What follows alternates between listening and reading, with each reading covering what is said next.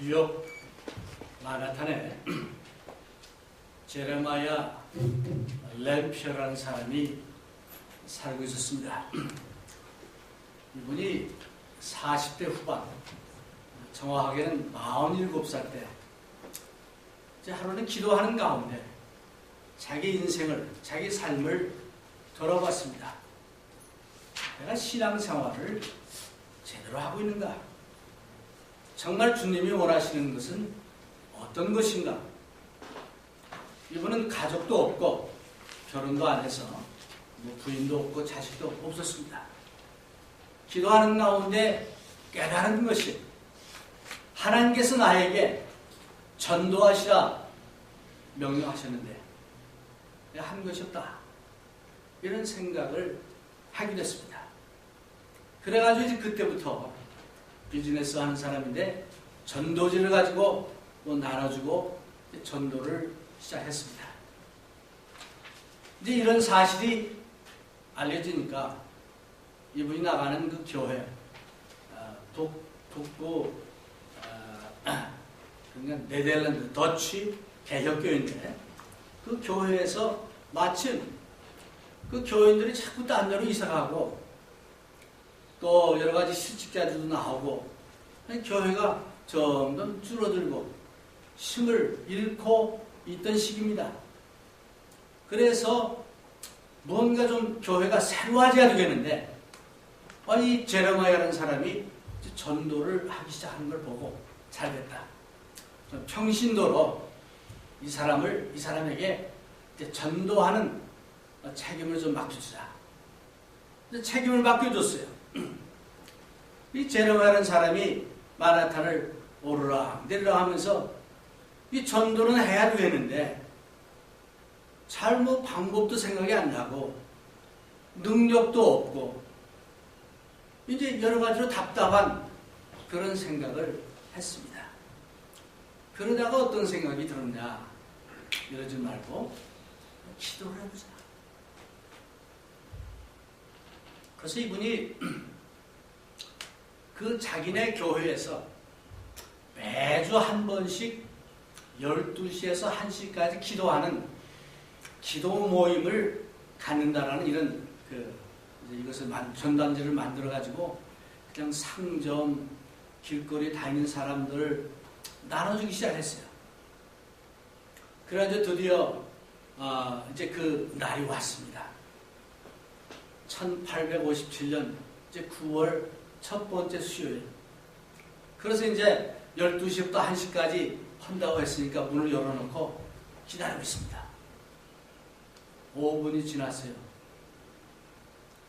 아무도 안 만났어요. 10분이 지났습니다. 너무 20분이 지났어요. 뒤에 보니까 아무도 없어요. 30분이 지났어요. 그랬더니 두벅두벅 누가 들어오는 소리가 들려요. 그래서 한 사람씩 들어오더니 6명이 모인 겁니다. 그래서 그 6명을 데리고 기도회를 시작한 거예요. 그래서 그 다음 주에 또 이렇게 모여보니까 조금 더 숫자가 늘어났어요. 2주가 지나는데 10월 첫 주 되니까 자그마치 40명이 모였어요. 그러니까 그 모인 사람들이 우리 일주일에 하루만 하지 말고 매일 12시에서 1시까지 이 기도 모임을 하면 어떻겠냐. 그래서 그렇게 하기로 결정을 한 거예요. 그렇게 해서 시작한 자그마한 이 기도 모임이 점점 소문이 퍼져가지고 마나탄은 물론 뉴욕, 시카고, 피츠버그, 저 위에 메인주 이런 데 퍼져나가기 시작합니다. 그래서 각 지역에서 12시에서 1시까지 모이는 그런 그 기도 모임이 1857년 미국 땅에서 일어난 겁니다. 그래서 그 해에 미국 전체 지역에서 교회마다 새로운 부흥운동, 새로운 신명운동이 일어나가지고 100만 명 이상의 많은 사람들이 교회를 찾은 그런 역사적인 사건이 있었습니다. 오늘 우리는 여러분과 저는 어떠한 상태에 있는지 모르겠습니다. 우리가 정말 교회에 와서 일주일에 한 번 예배 드리는 것, 주일날이니까 가서 예배 드리는 것, 그런 예배 드립니까? 찬송 부르라 하니까 찬송을 부릅니까?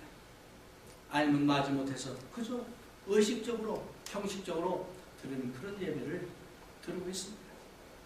아니면 이 제레마야 같은 사람처럼 어떤 마음의 새로운 깨달음을 느끼고, 나는 비록 능력도 없고 재능도 없고 또 하나님께 받은 뭐 특별한 것도 없지만 하나님이 나를 통해서 하실 수 있는 어떤 그런 일을 깨닫고 작은 일이지만 시작을 하는 그런 변화를 시작하는 그런 여러분들이 있습니다.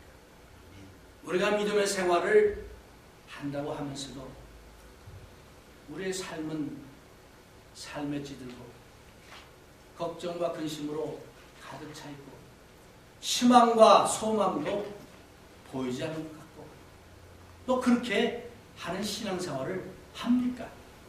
아니면 정말 살아계신 그 하나님, 세상을 움직이는 그 하나님, 예수를 믿는 그런 살아있는 믿음 생활을 하기를 원하십니까?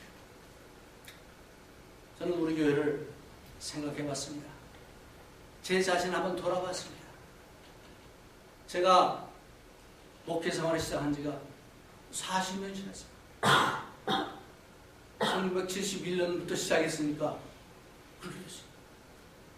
그럼 지난 오랜 세월 동안 나의 신앙생활, 나의 목회 생활을 통해서 얼마나 많은 신령들이 주님을 찾았고 또 예수님의 제자가 되었나. 마지막 날 하나님 앞에 서서 이태환, 너는 뭘 했느냐? 라고 물을 때 어떻게 되나? 그런 생각을 해봤습니다. 막상 그런 생각을 하다 보니까 야, 나는 말주변도 없고 뭐 이제 그 참 여러 가지 그 능력이 있어가지고 뭐 능력을 행하는 것도 없는 것 같고, 사람들을 어떻게 정말 이렇게 카리스마적으로 하는 뭐 이런 것도 없는 것 같고, 그 하나님 어떻게 하겠습니까? 여러 가지 방법적으로 뭐 어떤 선교 방법이나 뭐 여러 가지 방법을 찾아서 해야 됩니다. 제레마야가 마라탄을 오르락내리락 하면서 답답했던 그런 심정으로 저도 내 삶을, 내 목표를 한번 돌아봤어요. 어떻게 해야 되나? 기본으로 돌아가야 되겠다. 아멘. 기본으로 돌아갈 때 거기서부터 다시 우리는 하나님의 능력을 통해서 시작할 수 있다. 그 살아계신 하나님, 예수님의 능력과 힘을 통해서 우리는 저 깊은 나락에 빠져 있더라도, 또는 실패하고 또 여러 가지 좌절 가운데 있다 하더라도, 사방으로 무게싸움을 당한다 하더라도 우리는 새로워지고 변화할 수 있음을 믿으시기를 바랍니다. 아멘. 저는 그래서 오늘 여러분들이 잘 아는 기본적인 것, ABC 또는 가나다라에 대한 것을 한번 5가지만 말씀을 드리겠습니다. 오늘 사도 바울은 로마 교인들을 향해서 하시는 말씀이에요. 소망의 하나님이 모든 기쁨과 평강을 믿음 안에서 너희에게 충만케 하사 성령의 능력으로 소망이 넘치게 하시기를 원하노라 라고 말씀했습니다. 첫 번째 기본적인 건 뭡니까? 우리 믿음입니다. 여러분의 믿음을 다시 한번 믿음의 기초로 돌아가야 되겠습니다. 우리가 믿는 믿음은 어떤 믿음입니까? 여러분 과연 지금 무엇을 어떻게 믿고 있습니까? 정말 하나님의 살아계심을 믿습니까? 하나님의 크신 사랑을 체험하고 있습니까? 히브리서 11장 1절 이하에 이제 그 히브리서 기자는 믿음을 정의하기를 믿음은 바라는 것들의 실상이요 보지 못하는 것들의 증거라고 그랬습니다. 믿음입니다. 하나님이 보이지 않지만은 하나님이 살아계시고 천지를 말씀으로 창조하셨고 또 그 하나님께서 예수 그리스도를 이 땅에 보내주신 것을 우리는 믿습니다. 예수님이 십자가에 달려 돌아가셨고 또 그 예수님이 부활하심을 믿습니다. 이제 이 믿음은 그저 그렇게 됐으면 좋겠다 하는 그런 희망사항이 아니고 히브리서 11장 1절에 나와 있는 말씀처럼 확신입니다. 그런 하나님의 살아계심을 확신 있게 믿을 때 그 믿는 사람은 생각이 바뀌고 행동이 바뀌어집니다. 제레마야라는 사람이 47살 될 때까지 그냥 저는 지냈는데 어느 날 깨닫고 살아계신 그 하나님을 이제 깨닫고 믿었을 때에 가진 것도 없지만은 힘이 없지만은 그가 기도 모임을 시작했습니다. 한번 생각해 보세요. 수천 장을 나눠줬는데 그날 하기로 한 날 딱 시간이 됐는데 아무도 없어. 좀 늦게 오는 사람이 있겠지. 한 10분 있다가 봤어. 아무도 없어. 20분. 그때부터는 의심도 들겠고 좌절감도 들지 않겠어요? 근데 이 제레마야 사람은 속으로 기도했습니다. 그랬더니 30분이 지나서 이제 사람들이 6명이 모인 겁니다. 그 6명이 작은 숫자이지만 기도하는 가운데 믿음의 확신 가운데 이 제레마야 이제 램피어라는 사람이 정말 기도하는 가운데 한 것이기 때문에 하나님 역사해 주셨습니다. 오늘 저는 여러분들에게 도전합니다. 여러분의 믿음을 다시 한번 시험해 보십시오. 내가 가진 믿음은 어떤 것인가? 한번 질문해 보세요. 만약 그 믿음이 시원찮은 믿음, 이건 같기도 하고 저것 같기도 하고 흔들리는 그런 믿음이 있으면 다시 한번 회개하고 살아계신 하나님을 믿고 그 하나님이 말씀으로 천지를 창조하신 것을 믿는 그런 살아있는 믿음을 한번 가져보시기를 바랍니다. 아멘. 두 번째는 소망을 강하게 하라. 잠언서 기자는 희망이 없는 민족은 망한다 그랬습니다.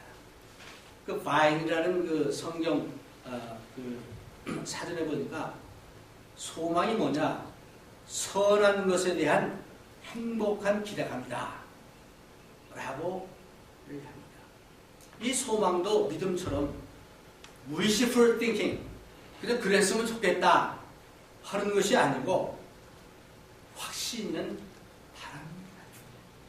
사도 바울이 로마 교회를 향해서 한 말씀처럼 이 소망의 하나님이, 하나님의 그 약속을 지키시는 그 하나님이 우리와 함께 하시고 그 하나님께서 우리를 구원하시고 영생을 주시는 그런 소망, 하나님이 나와 함께 하신다는 그런 소망, 이런 희망과 기대와 이것이 확신으로 합쳐질 때 살아있는 소망입니다.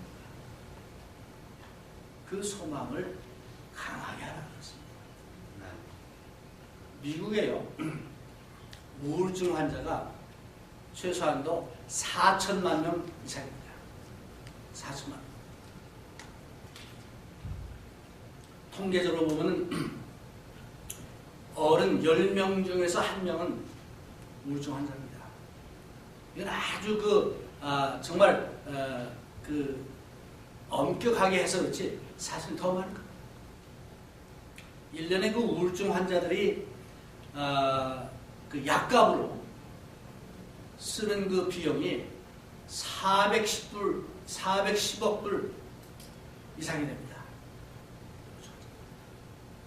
우울증 환자 중에서 자살하는 그 숫자가 교통사고로 죽는 숫자보다 더 많습니다. 그럼 우울증 환자들이 왜 우울증에 걸립니다? 뭐 여러 가지 많은 이유가 있겠습니다만 비전이 없는 거예요. 소망이 없는 거예요. 희망이 없기 때문에 우울증이 걸립니다. 희망이 있는 사람, 소망이 있는 사람은 우울증 안 걸립니다. 왜? 희망이 있기 때문입니다. 그래서 소망은 정말로 중요한데 성경에 보니까 로마서 8장 25절에 소망은 인내하게 만든다 그랬어요. 소망이 있기 때문에 그래 인내할 수 있는 겁니다. 여러분 이제 높은 산을 등산하는 사람들이 왜 그 힘들고 숨차고 뭐 이런 데를 갑니까? 그 꼭대기까지 갈 수 있다는 소망이 있기 때문에. 소망은 우리의 마음의 동기를 순수하게 만들어준다 라고 요한일서 3장 2절 이하에 말씀하고 있습니다. 주를 향하여 이 소망을 가진 자마다 그의 깨끗하심과 같이 자기를 깨끗하게 하리라. 왜? 소망이 있기 때문입니다. 우리가 정말 하나님이 살아계시고 우리에게 영생을 주시고 우리의 삶을 주관하심을 믿는 소망이 있으면 자기 삶을 돌아보게 됩니다. 마음을 깨끗하게 합니다. 소망 있는 사람은요, 또 전도하지 않고는 못 견딥니다. 소망은 전도하게 해요. 왜? 살아있는 소망이 있기 때문입니다. 베드로 사도는 베드로전서 3장 15절에 너희 마음에 그리스도를 주로 삼아 거룩하게 하고 너희 속에 있는 소망에 관한 이유를 묻는 자에게는 대답할 것을 항상 준비하라. 다른 사람이 당신 왜 예수 믿어? 도대체 당신이 믿는 것은 뭐야? 라고 물을 때 대답할 수 있는 소망의 이유를 이제 준비하라 그랬습니다. 그래서 그 대답할 것을 준비할 때 온유와 두려움으로 하라 라고 이제 사도 베드로는 얘기하고 있습니다. 그래서 이 소망을 더 강하게 하고 소망을 더 갖게 하고 하는 그 비결이 뭐냐? 로마서 15장 4절을 보니까 하나님의 말씀을 통해서 우리의 믿음을 강하게 하는 것도 뭐냐? 하나님의 말씀을 통해서 강하게 한다. 믿음은 하나님 말씀을 들으면서 온다라고 이제 로마서에 말했습니다. 베드로 사도는 말씀하기를 베드로전서 1장 13절에 그러므로 너희 마음의 허리를 동이고 근신하여 예수 그리스도에 나타나실 때에 너희에게 가져올 은혜를 온전히 바란다. 소망이죠. 그런 소망을 가져야 합니다. 여러분은 어떤 소망을 갖고 살아계십니까? 혹시 복권 타는 소망 갖고 사는 분 없죠? 너는 뭐 아들이 좋은 대학 나오는 걸 소망으로 갖고 사는 사람 없겠죠. 뭐 가질 수 있겠지만 온전한 소망은 그런 소망이었죠. 모든 소망은 가져보니까 별거 아니야 라는 그런 생각을 하게 되는 소망입니다. 그러나 변치 않는, 정말로 변치 않는 그 소망은 뭐냐? 하나님 안에서 영생을 소유하고 하나님과 동거하는 그 소망이 진정한 소망인 것을 믿으시길 바랍니다. 아멘. 세 번째로 사랑의 수고를 행하라. 사랑의 실천을 하라. 우리 사랑에 대해서는 설교 말씀을 통해서도 유행과 가사를 통해서도 많이 듣고 압니다. 너무나 잘 아는 얘기입니다. 고린도전서 13장 1절 이하에 사랑에 대한 정의가 너무나 잘 나와 있습니다. 그 사랑을 한마디로 하면 뭘까요? 다른 사람을 볼 때 선한 마음으로 좋게 바라보는 것, 그 마음이 사랑이었어요. 다른 사람을 선하게 좋은 마음으로 바라볼 때 우리는 여러 가지 사랑을 할 수 있고 사랑의 그 퀄리티를 우리는 갖게 되는 것을 알 수 있습니다. 성경에 사랑에 대한 얘기가 너무나 많이 나옵니다. 사랑을 실천하고 사랑을 표현하는 것은 구원을 보장해 준대. 요한일서 3장 14절에 보니까 우리가 형제를 사랑함으로 사망에서 옮겨 생명으로 들어간 줄을 알거니와 사랑치 아니하는 자는 사망에 거합니다. 저는 이 말씀을 준비하면서 우리 교회를 만약 하나님이 지금 점수를 매기신다면 몇 점짜리 교회로 매기실까 생각해 봤습니다. 하나님의 교회를 점수 매길 때에 무엇으로 매기실까? 믿음으로, 간직한 소망으로, 무엇보다도 사랑에 실천하는 모습을 통해서 아마 점수를 매기리라 믿습니다. 우리는 하나님의 사랑을 받았고 또 하나님의 사랑을 체험했고 또 하나님의 명령에 의해서 피차 사랑하라고 말씀했습니다. 예수님께서는 제자를 향해서 새 계명을 너에게 주노니 너희가 내가 너를 사랑한 것처럼 서로 사랑하라고 말씀했습니다. 요한복음 13장 34절 맞습니다. 오늘 저 자신을 위해서 여러분들에게 다시 한번 도전을 드립니다. 이제 우리가 변화의 기초 중에 하나 사랑을 행하는 것인데 과연 우리는 사랑의 실천을 사랑의 표현을 얼마나 어떻게 하고 있느냐 한번 오늘 스스로 질문해 보시기를 바랍니다. 행여 지금 이 순간이라도 형제의 잘못을 용서하지 못하고 판단하거나 또 낮춰보는 그런 마음은 없습니다. 아직도 형제 간에 어떤 풀지 못하는 그런 앙금이 남아 있습니다. 우리 그 마음을 하나님 앞에 내어놓고 회개하고 사랑의 수고를 실천하는 여러분과 제가 되길 바랍니다. 교회가 많은 사람들이 모이는 것 중요합니다. 숫자적으로 큰 것 중요합니다. 더 중요한 것은 우리 성도 간에 얼마나 정말 순수하게 주님이 원하시는 그런 사랑을 실천하고 행동으로 옮겨오느냐 이 중요합니다. 기본입니다. 만약 그것이 없다고 하면은 우리가 기본이 아니고 있는 사람이었습니다.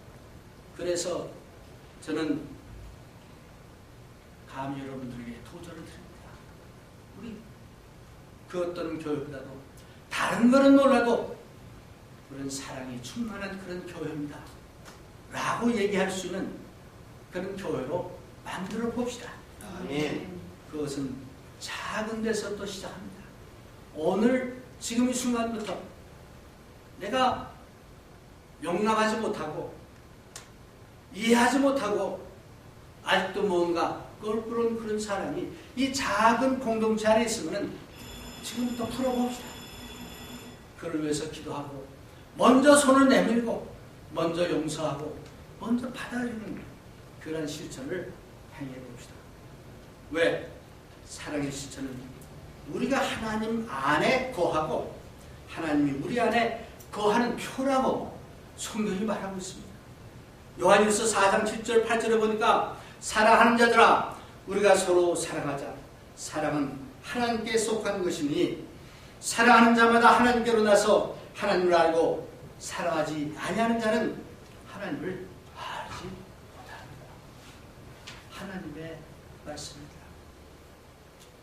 그러기에 우리 다시 한번 이 사랑을 좀 보강하고 우리의 사랑을 좀 넓히고 그런 운동을 시작해 봅시다. 아멘. 나를 사랑하는 만큼 내 주변의 사람들을 사랑합시다. 내 주변의 사람을 사랑하는 만큼 우리 성도들을 사랑합시다. 내 성도들을 사랑하는 만큼 이웃을 사랑합시다. 그런 마음으로 살아갈 때 우리 기본이 다시 되어준 것을 믿으시길 바랍니다. 네 번째입니다. 네 번째 기본적인 겁니다. 예수를 믿고 예수님의 제자가 된다는 것은 우리의 기쁨의 지수를 높여야 됩니다. 여러분의 기쁨의 지수가 1에서 10, 10이 제일 큰 거라면 지금 어디쯤 와 있습니까? 이 기쁨이란 말, 그 말은 그리스 말의 그리거의 카라, 즉 영어에서는 카리스라는 어원에서 온 말입니다. 이 카리스라는 말은 은혜라는 말하고 똑같아요. 은혜.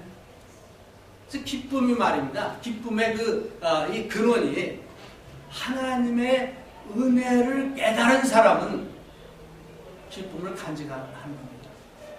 하나님의 은혜를 깨닫지 못한 사람은 기쁨이 없어요. 감사할 줄 모릅니다. 그래서 감사하는 사람은 기쁘죠. 로마서 14장 17절 아까 본문 말씀에 하나님 나라는 먹는 것과 마시는 것이 아니요 오직 성령 안에서 의와 평강과 신앙이라. 기쁨이라 그랬습니다. 빌립보서 4장 4절에서 6절에 보니까 항상 기뻐라. 내가 다시 말하면 기뻐라. 그러지 않았습니까? 우리가 어떤 문제를 당했을 때에 하나님 왜 그렇습니까? 라고 원망하는 대신에 감사함으로 하나님께 아뢰라고 했습니다. 이제 오늘 여러분의 저나 하나님 앞에 예배드리기 위해서 왔습니다. 혹시 아직도 여러분의 마음속에 기쁨보다는 걱정이나 근심이 더 꽉 자리 잡고 있습니다. 여러 가지 무거운 마음이 더 많이 있습니다. 그렇다면 하나님의 은혜를 다시 한번 생각하고 하나님의 사랑을 다시 한번 깨달아보고 그 하나님의 사랑 가운데서 하나님 감사합니다 라는 마음을 가질 때 여러분은 기쁨을 찾을 수가 있습니다. 아멘. 여러분의 기쁨 지수를 높이시기를 바랍니다. 아멘. 그래서 충실하고 성실한 크리스찬은 항상 기뻐하고 범사에 감사할 수 있음을 믿으시길 바랍니다. 아멘. 예수님이 제자들에게 말씀하기를 요한복음 15장 11절을 보니까 내가 이것을 너에게 이르면 내 기쁨이 너희 안에 있어 너희 기쁨을 충만하게 하려 합니다. 그렇습니다. 예수 믿는 것 그냥 믿는 것 아니에요. 예수님을 진정으로 믿는다면 그 예수님의 평안, 예수님의 기쁨, 그 기쁨을 내 것으로 하는 것입니다. 얼마나 멋있습니까? 얼마나 귀한 것입니다. 주님은 기쁨을 위해서도 이제 기도하는 것을 이제 말씀하는데 요한복음 16장 24절에 보니까 내 이름으로 구하면 다 주신다고 했어요. 그거는 기쁨도 포함되어 있습니다. 그래서 기도해야 됩니다. 또 빌립보서 4장 6절에 보니까 우리가 어려움, 기쁨이 없을 때 주님께 기도하면 주신다고 그랬어요. 그래서 기도와 말씀이 기본적인 건데 이걸 통해서 여러분의 기쁨의 지수를 높일 수 있기를 바랍니다. 마지막 다섯 번째는 화평을 즐기라. 바꾼 말은 평화를 즐기라. 여러분이 생각하는 평화는 어떤 것입니까? 저는 아주 가장 평화스러운 모습을 떠오르라 하면은 제 머릿속에 딱 먼저 떠오르는 것은 엄마 품에 앉아서 젖 먹고 있는 그 어린아이 얼굴 표정. 그 평화스러워요. 또 다른 표정은 뭐냐? 그 잔잔한 호숫가에 나무가 쫙 있고 아주 아름다운 그곳에서 조용하니 새소리, 바람소리 들으면서 찬양 부를 때 또는 말씀을 읽을 때 참 평화롭다.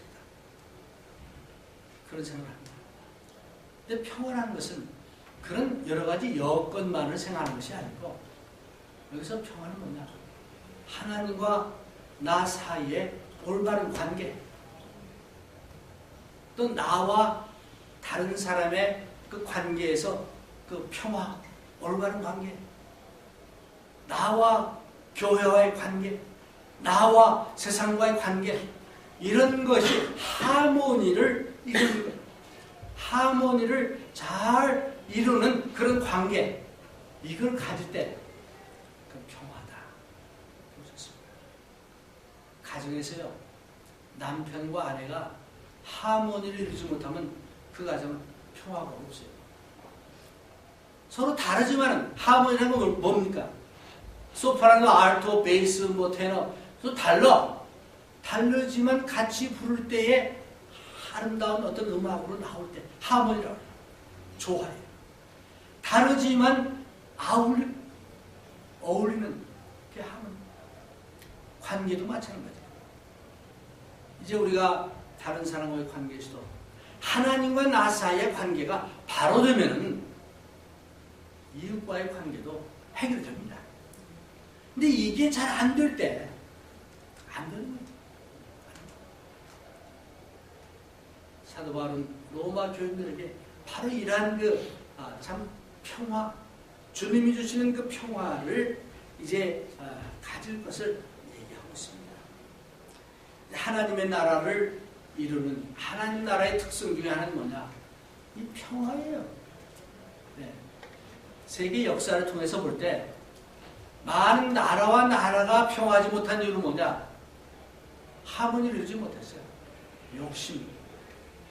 강한 나라는 작은 나라를 뺏어먹고 이런 욕심 때문에 싸웁니다. 전쟁을 하는 겁니다. 그런데 이제 그뿐 아니라 사람과 사람 관계에서도 부자와 가난한 사람, 유대인과 이방인, 뭐 남자와 여자 등등 그 관계에서 하모니를 이루지 못합니다. 그 하모니를 이룰 수 있는 곳을 예수님은 교회라고 했어요. 우리는 교회 안에서, 예수님 안에서 하모니를 이뤄야 됩니다. 그래서 예수님이 십자가에 달리시기 전에 마지막으로 간절하게 기도하기를, 아버지 하나님, 이 다음에라도 우리의 제자들, 제자의 제자들, 그들이 하나 되게 해달라고, 하모니를 이루게 해달라고 간절하게 기도하셨습니다. 어떻습니까? 우리 교회는 하모니를 잘 이루고 있습니다. 만약 하모니를 이루지 못한다면 그 이루지 못하게 하는 거 오늘 없애버리고 다시 하모니를 찾는, 평화를 찾는 그런 교회가 될 수 있길 바랍니다. 아멘. 그래서 정말 찬잔한 호숫가에서 그 새소리를 듣지 못한다 할지라도 정말 그 주님 주시는 평화를 우리가 누리고, 야, 교회 오늘 잘 왔다. 정말 오기 싫었는데, 피곤했는데, 교회 오니까 이렇게 좋구나 하는 그런 평화를 누리고 돌아가시는 여러분과 제가 되기를 바랍니다. 아멘.